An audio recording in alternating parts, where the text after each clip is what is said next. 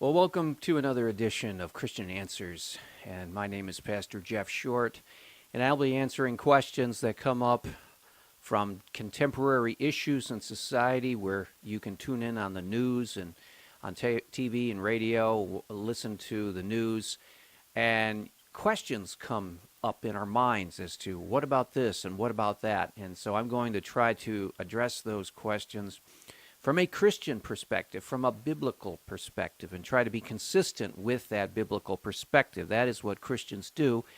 They try to align their lives with the Word of God. They try to line their lives up with the will of God expressed in the Word of God. We have a Bible. We have God's Word as a means by which to live consistently with the will of God. And so that's what we have to do in every instance. Well, today I'm going to be talking about a new movement on top of all the other movements that we see away from God. And this is a movement called polyamory. And there are polyamorous communities in our nation today, in the United States. Now, what is polyamory? Polyamory is a community in which the members, male and female, are in various forms of relationships with one another. There could be a few of them married to each other. There could be a person who is not married to one of the members, who is married, who is dating that member, and all kinds of different relationships in between. So it's a very, very confusing arrangement, but these people form these, and this is growing in acceptance in our country. Now, we said before this whole gay marriage issue blew up in our nation over the last 5 years, we said as Christian leaders, we said this is going to be a slippery slope. It's not going to stop with same-sex couples getting the so-called right to marry. It's not going to stop there. It's going to lead to other aberrant and deviant forms of relationships. We said that. And every time we said that, the gay activists used to say, oh, you're just engaging on what is called the fallacy of the slippery slope. And that is, you take one thing and make an extreme of it. So they said, no, it's not going to lead to all these other deviant, aberrant forms of sexuality and relationships. It's only going to deal with this one issue of gay relationships. And we said, no, it's going to lead to the slippery slope. It's going to get worse, and it's going to go more strange and odd and deviant. And they kept poo-pooing that, and they said, no, it's not going to happen. You're just trying to alarm people. You're trying to get people all riled up. You're an alarmist. Well, lo and behold, all of these prophecies that we said would come are coming about. And we are seeing the rise of polyamory and polyamorous communities in our country since this so-called Supreme Court gay marriage ruling, same-sex marriage ruling, whatever you want to call it. It has opened the floodgates of perversity and deviancy and odd, kooky, strange, immoral, perverse relationships can now flourish in this country. There is a free atmosphere now for anyone can do anything they want to do as far as a relationship, and the government is going to bless it. And so now we see the polyamorous movement rising. I talked about a couple weeks ago the polygamous movement, and we saw a video clip of a polygamous couple who are part of a polygamous family, a man married to many wives. And this is going to become more and more mainstream now that we have the Supreme Court ruling on the same-sex marriage, redefining marriage from something different from a man and a woman. Now we're going to see all kinds of derivations off of that ruling, and we're going to see polygamous communities spring up, and they're eventually going to be given the full weight and privilege of the law. And then now we're seeing polyamorous communities springing up and becoming more open in communities and society, and we're going to see the law protect their relationships, their odd, strange, perverse, deviant relationships as well. And so I'm going to show you a video clip done by NBC News, And it shows just how far this whole polyamorous movement has come. And then I'm going to comment on it.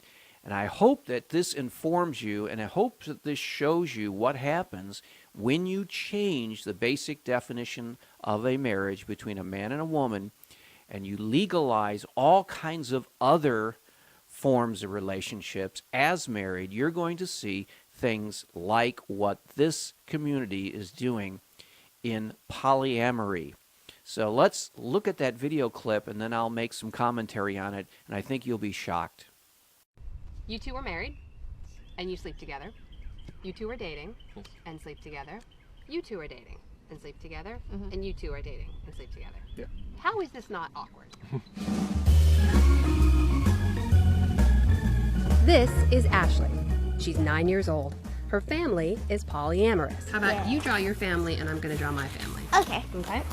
If somebody said, describe your family to me, I would say, there's 2 dads, 1 mom, and 1 person dating another person. It's a lot to keep track of. Not really. You see, the way that this is being presented by the news reporter is obviously light and fluffy and casual and no big problem. There's not a hint of anything wrong with this. There's not a hint of anything that's a problem with this. There's no judgmentalism. There's no judging at all. It's just, this is different, people. And the news reporter seems to be very happy to share this different kind of relationship and how we should all be loving and accepting of everyone in whatever form of relationship they're in.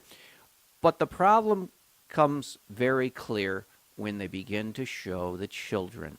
And here's a little girl who is right in the middle of a polyamorous community. And she has a mom, she has a biological dad, but her mother is dating somebody other than her father, and somebody else is dating this person and that person, and they're all supposed to be getting along in a happy relationship. And this little girl is being told, this is normal, this is natural. You're supposed to be able to function with all of this confusion all around you, because this is what a tolerant, liberal, modern society is all about. This is what a modern family is all about. We're being told by our culture, our secularized culture, that has abandoned God, abandoned the Bible, abandoned Christian truth, and we're being told that this is totally acceptable. This is okay. This is normal. This is the new normal, we're being told. And this little girl is being brainwashed by her parents, by her polyamorous siblings, by her polyamorous guardians, whatever you want to call this group of people. They are role modeling for her confusion on a massive scale. And so she has to go along with it. I think she's doing very well. But we're going to see down the road some train wreck kids, because they cannot deal with the fact that there are all these people in the home, and her mother is out with this boyfriend, and her father is there with her, and all of these contradictions that normal, natural people have in relationships outside of their own family will rise to the surface, and these children will pay the price. That's the problem. That's the tragedy. When you depart from the ways of God, when you depart from the way of the Bible, the children, the vulnerable ones, are going to suffer the most. And second, the women are going to suffer the most. And then finally, yes, the men will suffer. But the weaker, most vulnerable, most sensitive people in these relationships are going to pay the bigger price, and that means the children, the women, and then finally the men will suffer also. But they suffer the least amount for this because they have the least amount of responsibilities and worries when they enter into this kind of polyamorous disorganization. And we're going to see some more of that taking place in this video. Let's roll the clip again.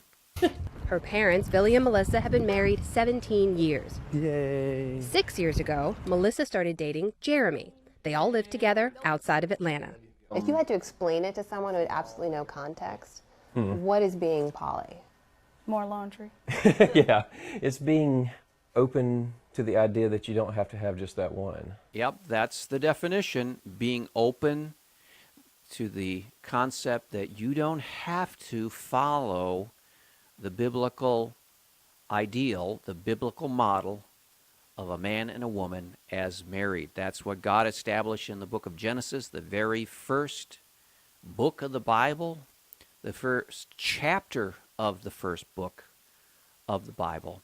He said there would be a man, Adam, and he said there would be a woman, Eve, and God brought them together to form a marriage, and they would have children, and that is what the ideal of marriage is all about.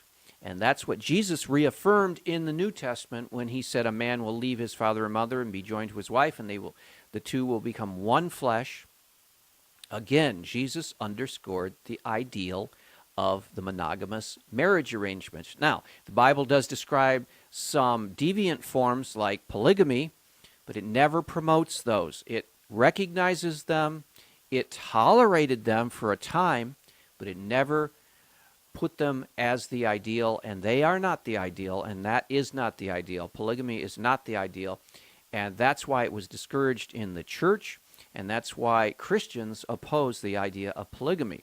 Now, polyamory is even worse than polygamy because it confuses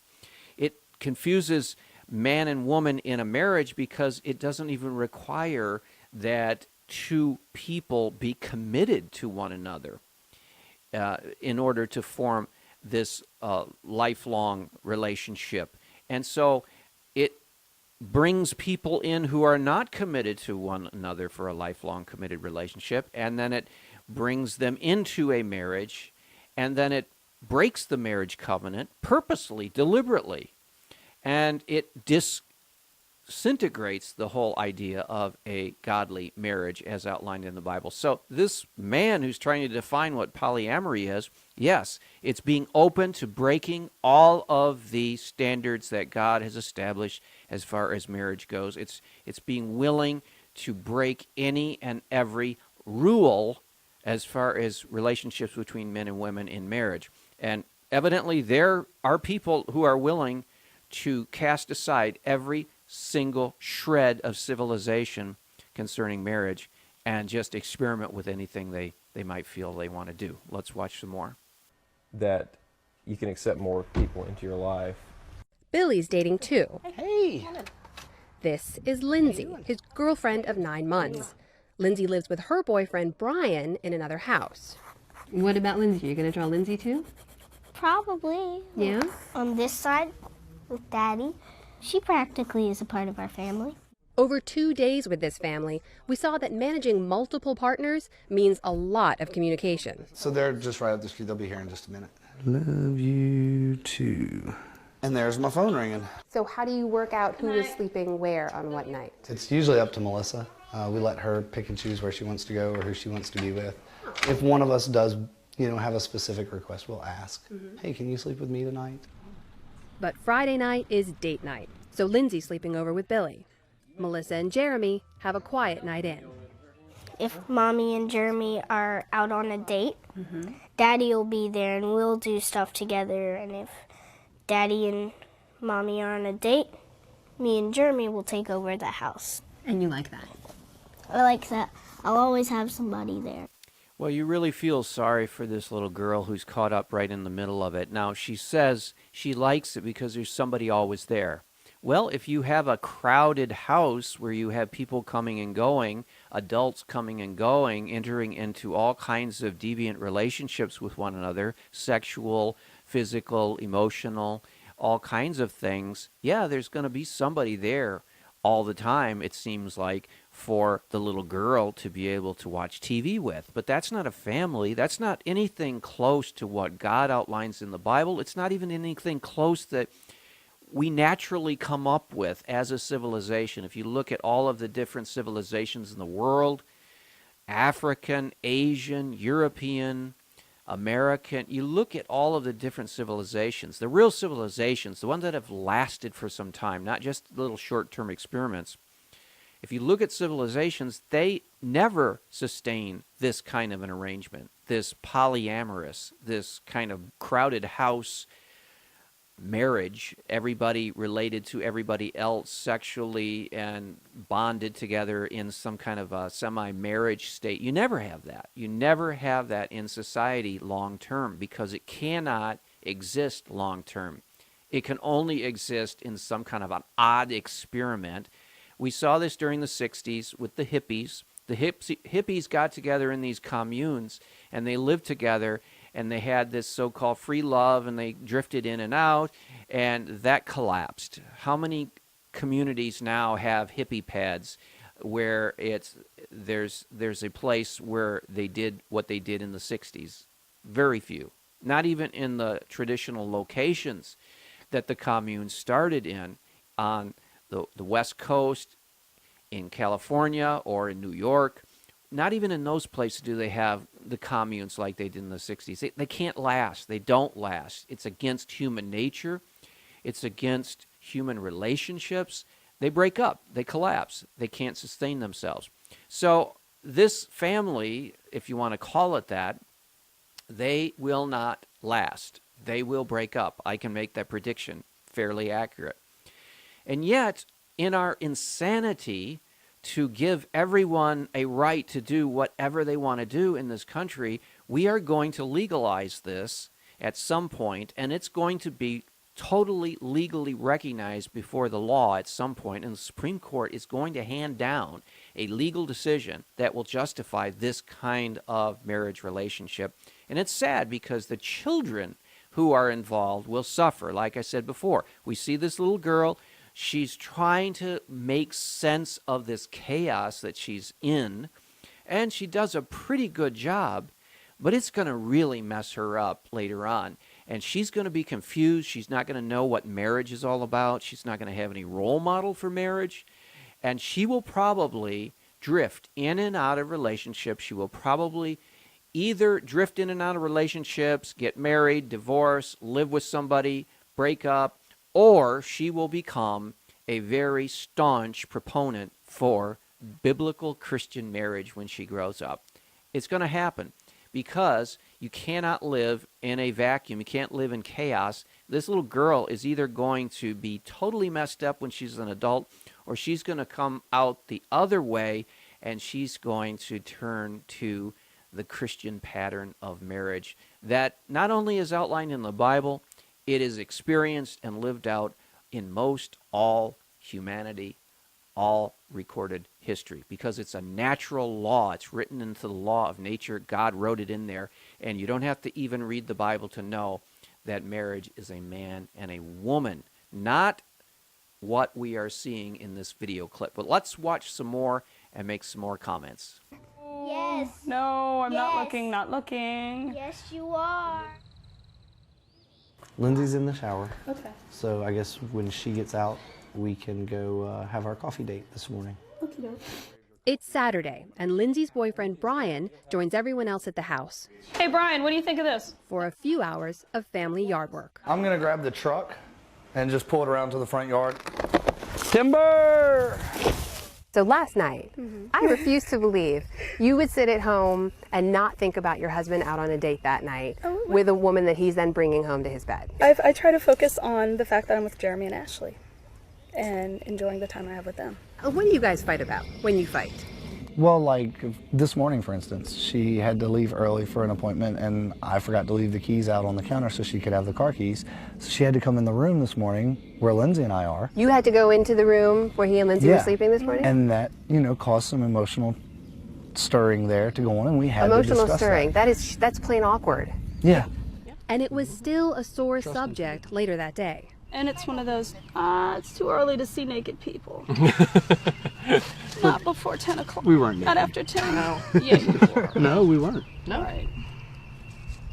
We won't. Anyway. Seriously. You see, when people try to do things that God did not design them to do, when people try to live a way that is a contradiction to their very nature, the way God created them, this is all outlined in the Bible.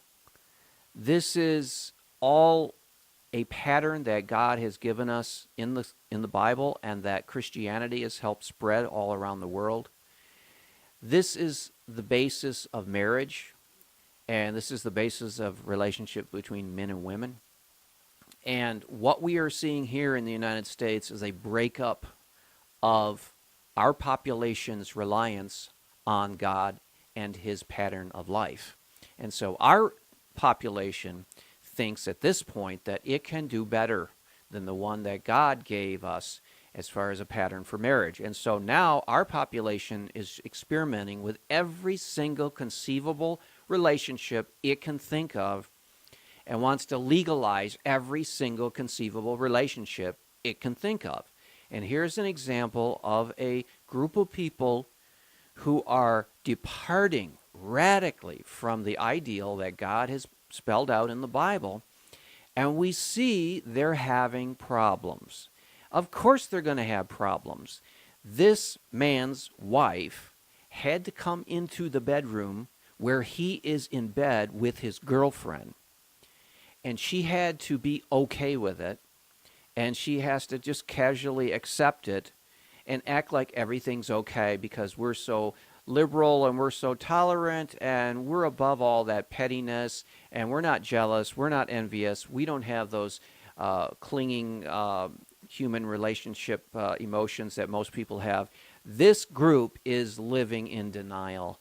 They are suppressing the natural human emotions of man and woman, monogamous relationships, and they're trying to do something totally unnatural, and it's totally unworkable, and you can see the cracks in their picture frame. Because if they're holding this picture up of this nice family, this polygamous, polyamorous family community, and you can see the cracks coming down the picture frame because it's not going to hold together. It is going to disintegrate. And I wish the reporter would go back there 5 years from now and just see how many people are still around. Because somebody is going to be taking care of this little girl that's in the video. But I venture to say probably 75 to 80, 90% of the people in this picture are not going to be there in 5 years. Certainly not in 10. Because this kind of community is insanity. It isn't even logical, and yet our government is going to legalize it. Why? Because we are supposedly an open, tolerant society, and we're beyond God's plan for marriage, and so it's going to happen. And we're just witnessing this whole thing playing out, and it's a sad thing to see. Let's watch some more of this clip. You learn how to navigate through emotional difficulties and learn how to communicate with one another. It's beyond just sexual. It's not just sex, but it is sex too. Mm-hmm. Well, yeah, polyamory is not all about the sex, but sometimes it is. You may not think that you know any polyamorous families, but you know the saying, you never really know what happens behind closed doors. Here in Atlanta, there are over 900 in the community, and every now and again, they get together to compare notes. The topic is my poly's not your poly, and that's okay because we all do poly different, right? Billy actually leads a monthly poly meetup. Monogamy doesn't work for every single person, or else there wouldn't be groups like this. Exact numbers are unknown, but one study estimates nearly 5% of straight Americans are in open relationships, like polyamory. Why do you think most people didn't want to be filmed here tonight or wanted to come out and share their story? Yeah, it's almost like the new gay, I guess. I don't know. Do you need anything? Coffee. Being poly comes at a cost. In 21 states, including Georgia, polyamory is illegal under adultery laws. Very few poly families are out about their lifestyle. This part of Atlanta is very conservative, very like moral Bible Belt-ish kind of a place. But even some of their own family have cut ties. You have one of your sons who doesn't approve. He left home and never came back. Did that make you think maybe this isn't worth it?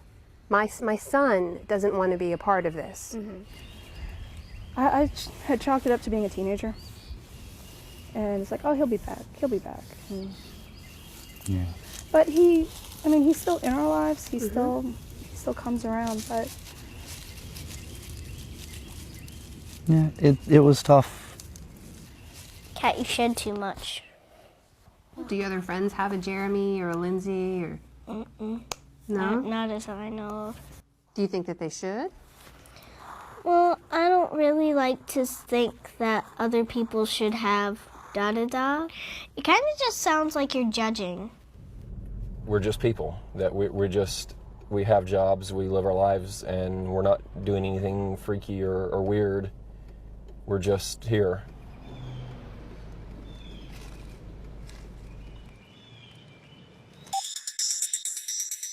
Well, he says they're not doing anything freaky or weird.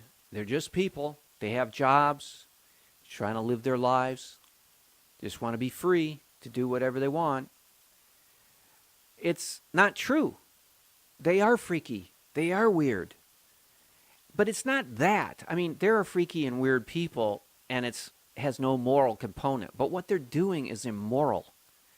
They are breaking every single moral standard, not just the Bible, but every single moral standard that the world community has ever had.